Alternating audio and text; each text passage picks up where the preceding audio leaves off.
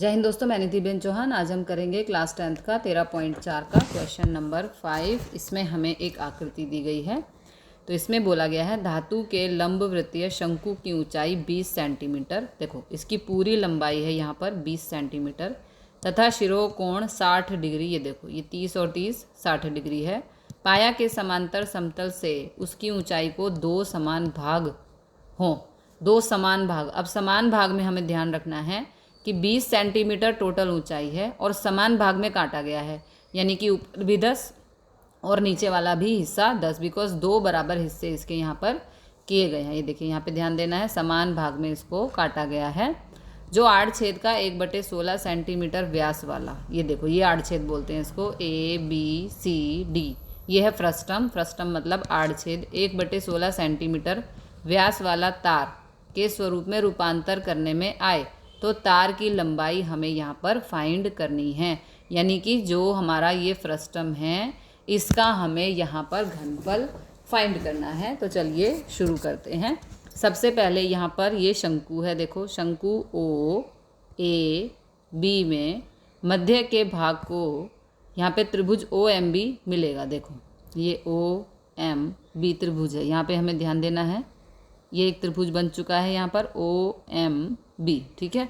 तो OMB में शंकु को OAB के मध्य भाग में, ठीक है, ये यहाँ पर यदि हम छेद रखते हैं इस तरह से तो यहाँ पे त्रिभुज OMB होगा, जिसमें त्रिभुज OMB में क्या क्या है हमारे पास, OM बराबर है 10, ठीक है, बिकॉज ये OM दो हिस्सों में यहाँ पे काट रहा है तो OM हमारा हो जाएगा 10 और MB, जो ये MB है ये इसकी त्रिज्या है तो इसको हम बोलेंगे R2, बिकॉज ये छोटी त्रिज्या है यहाँ पर, तो इसको हम बोलेंगे R2, ठीक है।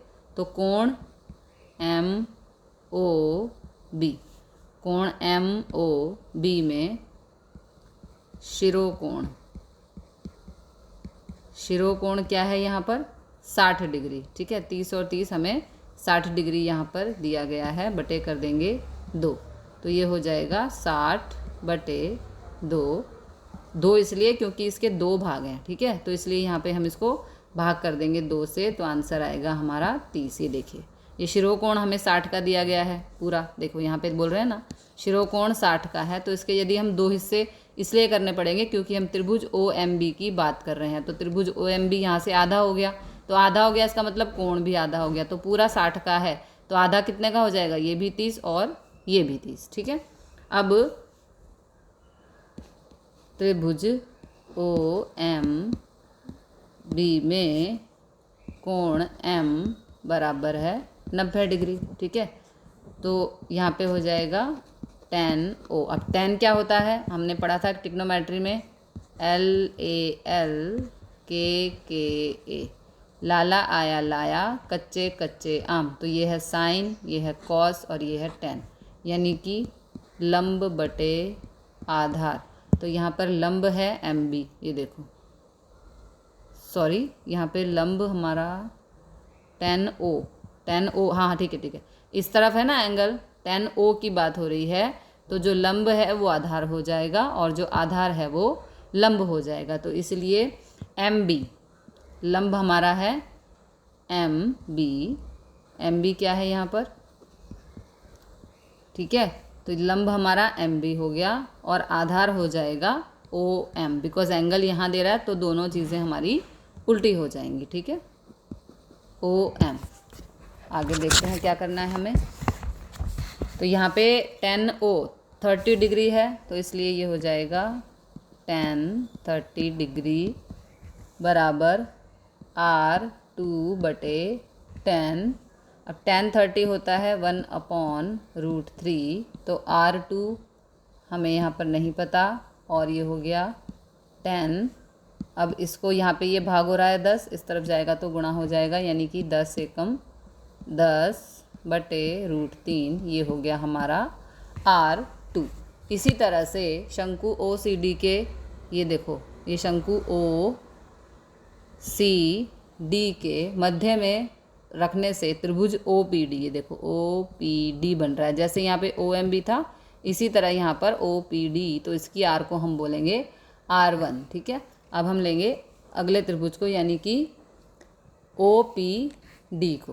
तो यहाँ पे हम करेंगे त्रिभुज ओ पी डी में कोण P बराबर है 90 डिग्री। जिस तरह से हमने ओ एम बी लिया था इसी तरह से अब हम ओ पी डी ले रहे हैं। ठीक है, तो यहाँ पर भी tan O बराबर हो जाएगा पी डी बटे ओ पी। tan क्या होता है? लंब बटे आधार, लंब बटे आधार। तो पी डी यहाँ पे लंब हो जाएगा और ओ पी यहाँ पे आधार हो जाएगा, बिकॉज एंगल यहाँ पे दिया है ना। तो जब ऊपर दिया हो यहाँ पे एंगल तो हमारी ये दोनों चीज़ें उल्टी हो जाती हैं, यानी कि जो लंब है वो आधार और जो आधार है वो लंब हो जाता है। ठीक है, अब tan 30 है यहाँ पर भी tan 30, और यहाँ पर जो बड़ी आर है इसको हम बोलेंगे R1/20। अब tan 30 की वैल्यू होती है 1/√3 और R1 हमें नहीं पता, और ये हो गया 20, यहाँ पे कॉमा 20 यहाँ भाग हो रहा है, इस तरफ जाके गुणा हो जाएगा, तो 20/√3 ये आ गई हमारी R1। आगे के लिए चलते हैं अगले पेज पर। तो यहाँ पे हमारी R1 भी आ चुकी है और R2 भी आ चुकी है। अब एक बार यहाँ पे मैं आकृति ले लेती हूँ ताकि हमें सम इजीली समझ में आए। ये वाला हमारा सम है। ठीक है, तो हाँ, हमने R1 और R2। अब शंकु का आड़छेद यानी कि ACDB, इसे कहते हैं फ्रस्टम ऑफ अ कोन। ठीक है, तो इसमें हमारी जो बड़ी त्रिज्या आई है, बड़ी R, उसको हम बोलते हैं R1, वो हमारी आई है 20/√3 और छोटी R2 आई है हमारी 10/√3। ठीक है, और ऊंचाई है हमारी MP। ये देखो, ये जो MP है इसमें ये हमारी ऊंचाई है, बिकॉज अब हम फ्रस्टम ऑफ कोन की बात कर रहे हैं, आड़छेद, यानी कि इसको हम बोलेंगे ACDB। ये है हमारा फ्रस्टम ऑफ अ कोन। ठीक है, अब हम इसकी बात कर रहे हैं फ्रस्टम ऑफ अ कोन की। तो इसमें जो ऊंचाई है हमारी वो है यहाँ पर 10। ठीक है, यानी कि MP।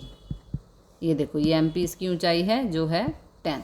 तो अब फ्रस्टम ऑफ अ कोन के लिए सारी वैल्यूज़ आ चुकी हैं, तो यहाँ पे हम लगा देंगे फॉर्मूला 1/3 पाई h R1 का स्क्वायर प्लस R2 का square plus R1 R2। Okay, तो ये हो गया 1/3 और यहाँ पे आ जाएगा पाई का मतलब 22/7, h है यहाँ पर 10, R2 यानी कि R1 यानी कि 400/3।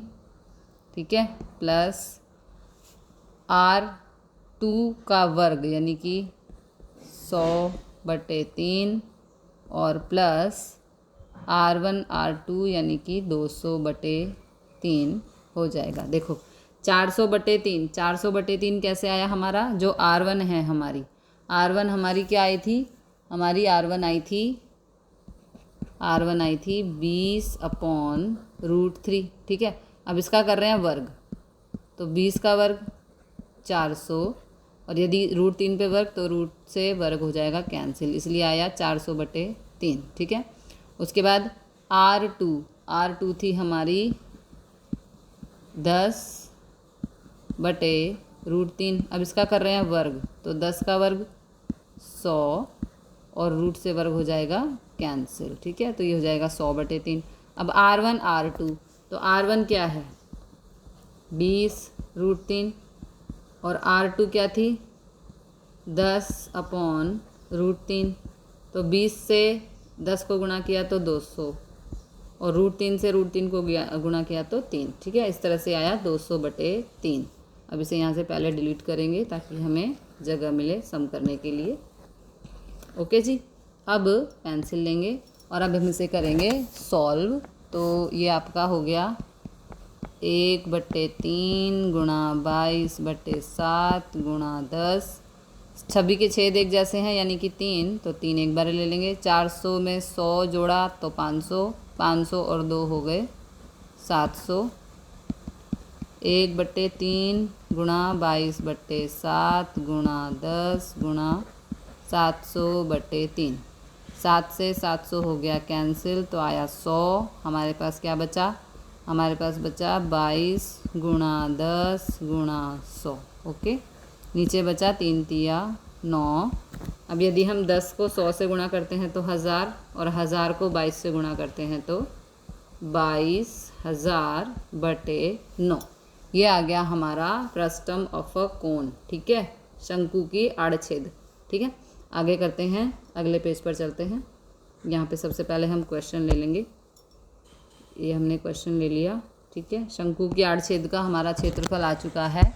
अब ये कह रहे हैं कि शंकु की आड़छेद ACDB को तार में अगर हम बदलें तो उस तार के लिए त्रिज्या, तार की त्रिज्या यानी कि R हमें दी गई है, 1/16। ठीक है, तो 1/16 को हम क्या करेंगे? 2 से कर देंगे भाग, है ना। तो ये हो जाएगा 1/16 गुणा, ये 2/1 है, 1/2 हो जाएगा, 1 एकम 1, 16 दूनी 32। ठीक है, ये हो गई तार की त्रिज्या। ओके, अब तार की त्रिज्या यानी कि देखो ये क्या हो जाएगा? तार का घनफल बराबर शंकु का आड़छेद का घनफल। ओके, शंकु की आड़छेद का घनफल, क्योंकि जो शंकु की आड़छेद बनेगी वो तार से बनेगी, तो जितना तार इसमें लगेगा इसका मतलब वो शंकु की आड़छेद का घनफल हो जाएगा। ठीक है, तो तार का घनफल हो जाएगा πr² बराबर शंकु के आड़छेद का घनफल क्या आया हमारा? 22,000/9। ठीक है जी, तो पाई का मतलब यहाँ पर 22/7, R है हमारी 1/32 गुणा 1/32 बराबर, सॉरी यहाँ पे अभी H भी था ना, H कितना है यहाँ पे? H ही हमको फाइंड करना है। ठीक है, तो ये हो गया 22,000/9।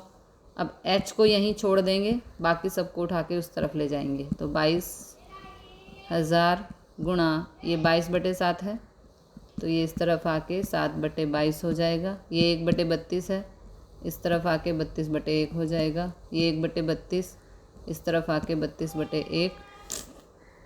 ठीक है, तो ये आ गया आपका 7/22। ठीक है, अब यहाँ पे क्या बचा? 9, तो 9 गुणा 22। ओके, अब हमारी H यहाँ पर आएगी, यहाँ लाइन डालते हैं ताकि पता चले। 22 से 22,000 को यदि हम कैंसिल करें तो आंसर आएगा 1,000। 1,000 गुणा 7 गुणा 32 गुणा 32/9। ठीक है, अब यहाँ पे हम यदि 1,000 गुणा 7 गुणा 32 को यदि 32 से गुणा करें तो आंसर आएगा 1,024/9। अब 1,024 को हम 7 से गुणा करें तो आंसर आएगा 7168/9। अभी यहाँ पे 1000 भी बाकी है, यहाँ पे कर देती हूँ। तो 7168 को 1000 से गुणा करेंगे तो आंसर आएगा 716830/9। अब 9 से यदि हम इस संख्या को भाग करेंगे तो आंसर आएगा 796.444। ओके जी, अब यहाँ पे ये जो हमारा आंसर आया है वो है सेंटीमीटर में। ठीक है, वो सेंटीमीटर में है, तो इसको अब हमें मीटर बनाना है। तो मीटर बनाने के लिए क्या करेंगे? 100 से कर देंगे भाग, तो आंसर आएगा 796। ये जो पॉइंट है ये सॉरी ये पॉइंट यहाँ पर आना चाहिए था। अब जो ये पॉइंट है हम यहाँ पे 100 से कर रहे हैं भाग, क्योंकि सेंटीमीटर को मीटर बनाना है। तो यहाँ पे ये जो पॉइंट है ये 2 नंबर आगे जंप करेगा, तो हमारा आंसर आएगा 7964.4। ओके, इसमें अभी थोड़ी सी ये ये आंसर हमारा आना चाहिए 7964.4। तो यहाँ पे हमने जब 9 से इस नंबर को भाग किया तो हमारा आंसर आया था 796,444। ओके, अब हमने इसको 100 से कर दिया भाग, तो 100 से भाग किया तो 2 है ना, 0, तो 1 2, यानी कि यहाँ पे पॉइंट आना चाहिए जो हमारा आ चुका है। ओके, तो हमने यहाँ पे क्या किया, सेंटीमीटर को बनाया मीटर। तो हमारा सम यहाँ पे पूरा हुआ। मिलते हैं अगले क्वेश्चन के साथ अगली वीडियो में। जय हिंद, जय भारत।